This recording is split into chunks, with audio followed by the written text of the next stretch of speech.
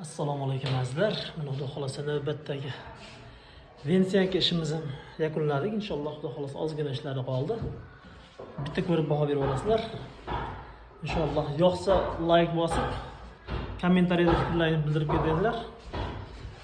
Agar obuna bo'lmagan bo'lsanglar azizlar, sizlarga maslahat obuna bo'lib qo'yinglar iltimos.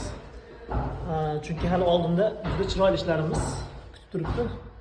Xudo xolasa keyingi xonalarimizga Tiago Turlo, Attecento, Venesianka, trafaret ishlarini amalga oshiramiz.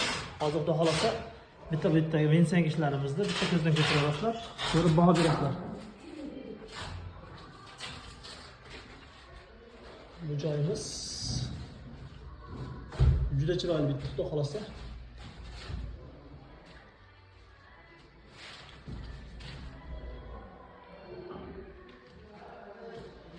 Baho berasizlar, mana Xudo xolasa. Bu xonamiz rangiga moslab shunday qilganmiz.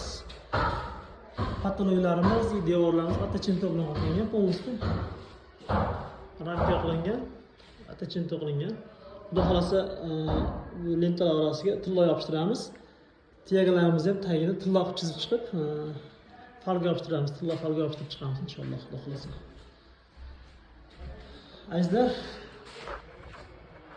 bizni YouTube'da ham kuzatsangiz bo'ladi. YouTube'da dekor rishton deb yozsangiz, Venesianka qilishda poli 0 dan video qilib, xudo xolasa qo'yib boramiz.